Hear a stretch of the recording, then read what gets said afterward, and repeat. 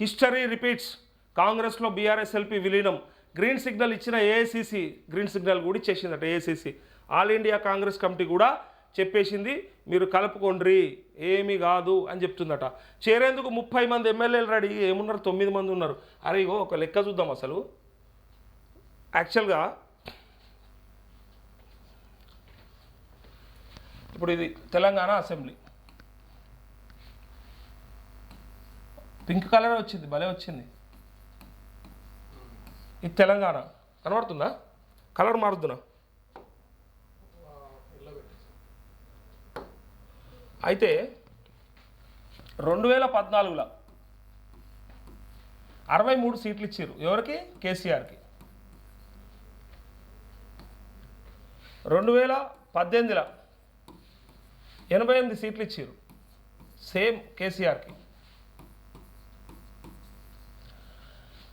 ఇప్పుడు 2023 ముచ్చట, ఇక్కడ 39 సీట్లు ఇచ్చారు కేసీఆర్కి. ఇక్కడ ఇది ఏంది? కేసీఆర్.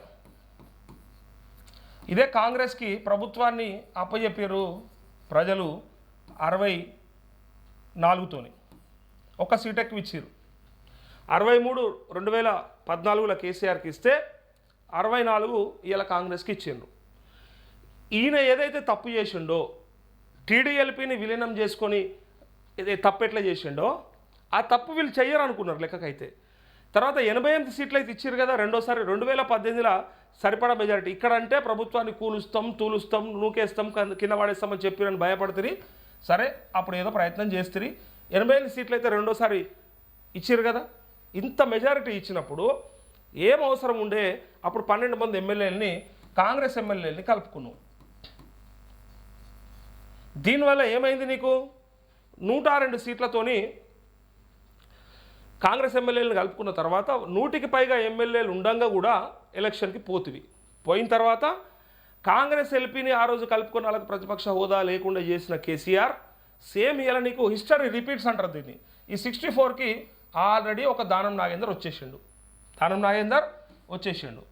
యాక్చువల్గా ఇది ఒక చిన్న లెక్క ఉంటుంది. ఏం లెక్క అంటే, ఏ లెజిస్లేటివ్ పార్టీ అయినా సరే విలీనం చేయాలంటే, విలీనం కావాలంటే ఆ పార్టీని, బయట పార్టీ అట్లనే ఉంటుంది కానీ లెజిస్లేటివ్ పార్టీ విలీనం జరగాలంటే 2/3 మెజారిటీ అంటారు దాన్ని. 2/3 మెజారిటీ అంటే ఇగో 3/2 2/3 మెజారిటీ కనుక ఎమ్మెల్యేలు వచ్చినట్టయితే ఆ ఎమ్మెల్యేలని వీళ్ళని ఈ పార్టీలో కలుపుకుంటే ఇంకా లెజిస్లేటివ్ పార్టీ మొత్తం ఇలా కలిసినట్టే. సో ఆ లెక్కకు ఈ 2/3 అంటే ఇక 39 సీట్లు కేసీఆర్కు నయ్యాల. 39/3 అంటే 13, ఓకేనా? 13 ఇంటూ 2 అన్నట్టు ఇగో 26 మంది ఎమ్మెల్యేలు కావాలి. ఎవరికి? రేవంత్ రెడ్డికి 26 మంది ఎమ్మెల్యేలు కావాలి. ఆల్రెడీ ఒక ఆయన దానం నాగేందర్ వచ్చేసిండు, మిగిలింది 25 మంది కావాలి. ఈ 25 మంది వస్తే అంటే ఇప్పుడు కేసీఆర్ దగ్గర మిగిలేదు 13. ఇక ఈ 13 ఒక 13 మిగులుతుంది. ఇక ఈ 13 ఉంటారు. ఇలా హరీష్ కావచ్చు, పోచారం కావచ్చు, లేకపోతే కేటీఆర్ కావచ్చు, కేసీఆరే కావచ్చు, వాళ్ళు మిగిలేదు గింతే. అయితే ఇలా లెక్క అంతా ఏంటంటే ఈ 26 మంది ఎమ్మెల్యేలని ఈ దానం నాగేందర్తో కలుపుకొని 25 మందిని కనుక తీసుకున్నట్టయితే ఈ లెజిస్లేటివ్ పార్టీని బీఆర్ఎస్ ఎల్పీని మొత్తంగా కాంగ్రెస్లో కలుపుకుంటే వాళ్ళకి ప్రధాన ప్రతిపక్ష హోదా తీసేసినట్టు. వాళ్ళకి అసెంబ్లీలో చట్టసభలో ఉండాల్సిన హక్కులు ఏవైతే ఉంటాయో అవి రాకుండా చేయడానికి ఇదంతా ప్లాన్ అన్నమాట. స్కెచ్ ఇది. గతంలో వాళ్ళు చేసిర్రు, వీళ్ళు కూడా చేస్తారు. వీళ్ళు చేస్తే ఇప్పుడు మనకి రివర్స్ ప్రశ్నించాలనిపిస్తుంది. ఆయన దొంగలంటివి, ఆయన అమ్ముడు పోయారంటివి, ఆ రోజు అట్లా చేసినావు, ఇలా చేయొద్దు, రాళ్ళతో కొట్టాలంటివి. ఈ 25 మందిని చేర్చుకోవడానికి అధిష్టానం కూడా ఒప్పుకున్నట్టు, రేవంత్ రెడ్డి కూడా ప్లాన్ చేసినట్టు. ఇంకోటి, నీవు నేర్పిన విద్యయే కదా నీరజాక్ష అని ఒక పదం ఉంది కదా, ఇది వీళ్ళు ఖచ్చితంగా దాన్ని ఫాలో అవుతున్నట్టు కనిపిస్తోంది. ఎందుకు ఫాలో అవుతున్నారంటే ఆ రోజు నీ దగ్గర పవర్ ఉందని, నీ చేతుల అధికారం ఉందని చేసిన ఏదైతే ప్లాన్ ఉందో దాన్ని ఇలా మేము ఎందుకు అవలంబించం? ఎల్లకాలం నీది కాదు కదా, గుత్తాధిపత్యం ఏం కాదు కదా ఫిరాయింపులు చేయడం అనేది. వీళ్ళకి కూడా వచ్చు కదా, అధికారం ఉంటే ఎవరికైనా సాధ్యమే కదా. ఎంత రోత పుట్టిస్తున్నాయి రాజకీయాలంటే ఇగో ఇంత అధ్వానంగా ఉంది పరిస్థితి. ఇంకా అప్పుడు ఏం చేసాడు? ఇంకో 2 తప్పులు చేశాడు. ఒకటి, టీడీపీ నుంచి వచ్చిన తలసాని శ్రీనివాస్ యాదవ్ను ఈ తలసానిని తీసుకుపోయి మంత్రిని చేసి పెట్టిండు మనకు. మంత్రిని చేసి పెట్టిండు. రాజీనామా చేయలేడు. రాజీనామా చేసి మళ్ళీ పోటీ చేయలేడు. ఆయనను తీసుకుపోయి చేసాడు. ఇక కాంగ్రెస్ ఉంది. అదే కాంగ్రెస్ నుంచి సబితా ఇంద్రారెడ్డి మంత్రి చేశాడు. సబితమ్మను కూడా. ఈ రెండు తప్పులు చేయలేడా? చూడలేమో మనం. ఇట్లా బీఆర్ఎస్ ఎల్పీని విలీనం చేసుకోవడానికి కావాల్సిన లెక్క అయింది అంటే ఇది. గతంలో 19 మందిని గెలిపించిన కాంగ్రెస్లోంచి 2/3 మెజారిటీ అయిన 12 మందిని చేర్చుకొని అప్పుడు కాంగ్రెస్ ఎల్పీని లేకుండా చేసి ప్రధాన ప్రతిపక్ష హోదాని పీకి పాడేసిన కేసీఆర్ ఇవాళ నీకు కూడా అదే జరుగుతుంది. ఇవాళ నీకు కూడా 39 మందిలోంచి 13 మందిని మిగిల్చుకొని మిగిలిన 26 మందిని కనుక అటు పంపిస్తే ఇక నీకు ప్రధాన ప్రతిపక్ష హోదా ఉండదు, ప్రతిపక్ష నాయకుడు అనే పేరు ఉండదు. మిగిలిన ఎంఐఎం బీజేపీ లాగానే మీ పరిస్థితి కూడా అవుతుంది. ఇది దాని లెక్క. ఎందుకంటే ఇన్ని నీతులు చెప్పినా నీకు ఇది తప్పకపాయే. మన లెక్కలు మన మెడకే పడతాయి అంటారు చూడు. మన నీతులు మనకే ఓసారి ఇబ్బందుల పాలు చేస్తాయి అంటారు కదా. ఇగో ఇది ఆ లెక్క. అదే జరుగుతుంది ఇప్పుడు. అయితే వీళ్ళు కూడా అదే చెప్తున్నారు. ఏం కాదు మొత్తం తీసేసుకోరంటారు. ఇగో ఇప్పటికే దాదాపుగా చర్చలు పూర్తి. గేట్లు ఎత్తేందుకు హస్తం సిద్ధం. లోక్సభ ఎన్నికల్లో పే అంతా సెట్ రైట్. వామ్మ, లోక్సభ ఎన్నికల్లోపే ఇలా అర్థం ఎట్లుంది చూడరి. లోక్సభ ఎన్నికల్లో పే అంతా సెట్ రైట్. పే అంటే అమౌంట్ అంతా సెట్ రైట్ అన్నట్టు ఉంది. కాకపోతే లోక్సభ ఎన్నికల్లోపే అంతా సెట్ రైట్. గతంలో సీఎల్పీని విలీనం చేసుకున్న కేసీఆర్ గులాబీ బాస్కి రేవంత్ కౌంటర్ వ్యూహం అంటూ ఇది కరెక్టో కాదో, ఇది రైటో రాంగో భవిష్యత్తులో ప్రజలే తేలుస్తారు. ఎందుకంటే ఇందాక మనం చెప్పినట్టు ఇప్పుడు ఏముంది, ఇది ప్రతిపక్షం లేకుండా ఈడ చేస్తేవి. ఏడా 2014లో ఒకసారి చేస్తేవి. ఇక్కడ 2018లో కూడా మళ్ళీ అదే ప్లాన్ చేస్తేవి. ప్రతిపక్షాలు లేకుండా చేసిన కుట్ర ఆగుతుంది. ఏం జరిగింది? ప్రజలే ప్రతిపక్షమై తిరగబడి 2023లో నీ పుట్టి ముంచిర్రు. ప్రతిపక్షం లేకుండా ఉంటే నేను నియంతగా పరిపాలించవచ్చని నీ కోరిక ఏదైతే ఉందో, దీనికి ప్రతిపక్షం లేదని నువ్వు విర్రవీగితే నీకేం చూపించిరడా? ఎవడు ప్రతిపక్షమైండా? ప్రజలు ప్రతిపక్షమైనరు. ప్రజలు ప్రతిపక్షమై నీ గంగల ముంచిరు, నిన్ను అధపాతాలకు దొక్కేసిరు. ఈరోజు వీళ్ళు కూడా మిగిలిన 26 మందిని ఇలా జాయిన్ చేసుకొని నీకు ఇది కూడా లేకుండా చేసి మొత్తానికి అసలు ఈ రాష్ట్రంలో ప్రాంతీయ పార్టీ అనేది కనిపించకుండా చేద్దామనేది పెద్ద కుట్ర సాగుతూ ఉంది. ఆ కుట్రలో భాగంగా 2 ప్రధాన జాతీయ పార్టీలే నువ్వు కొంత తీసుకో, నేను కొంత తీసుకుంటా, ఎక్కడికి వెళ్ళాలని జీరో చేసేయని చెప్పి చేస్తూ ఉన్నారట. ఇది బాగా గమనించుకోవాలి. ఇక బీఆర్ఎస్లో ఉండేటోళ్ళు, ఉండాలనుకునేటోళ్ళు ఇంకో ముచ్చట కూడా ఏం చెప్పారు? పోతే మళ్ళీ రానియకపోనికి నీ అయ్య జాగిరా, పార్టీని సొంతం కావచ్చు. ఇంకా 5 ఏళ్ళ వరకు వీళ్ళు ఏమనుకుంటారట తెలుసా? నేను నిన్న ఇంకొక ఎమ్మెల్యేతో మాట్లాడినా. ఏమైతే అప్పటిదాకా కేసీఆర్ ఉంటాడా ఈ ముచ్చట్లట మాట్లాడుకున్నాడు. 5 ఏళ్ళ దాకా ఓడు రాజో ఓడు రాకాశ ఓడో రాజోడో అంటున్నారట. అప్పటిదాకా బతికినోడా సచ్చినోడా చూద్దాం ఏదైతే అది. ఇయ్యాలైతే బాగుంటే చాలు. ఈ 4 ఏళ్ళు గడవాలి కదా, ఈ 5 ఏళ్ళు మరి ఎట్లా? ఈ 5 ఏళ్ళ తర్వాత అప్పటికి ఎట్లయితే అట్లా. ఇంకోటి చేర్చుకుంటా అంటే అప్పుడు చేర్చుకున్నాడు, ఇప్పుడు కాదంటాడు. భవిష్యత్తులో మళ్ళీ బలం కావాలంటే కావాలి కదా. ఇవి ఇట్లుంటాయి, లెక్కలన్నీ ఇట్లనే ఉంటాయి. ఎంత దరిద్రంగా ఉంటాయంటే మనకి ఇలా చెప్పేటప్పుడే నీతులు చెప్పబుద్ధి అవుతుంది. ఆ తర్వాత పాటించేటప్పుడు ఒక్కడు నీతి పాటించాడు.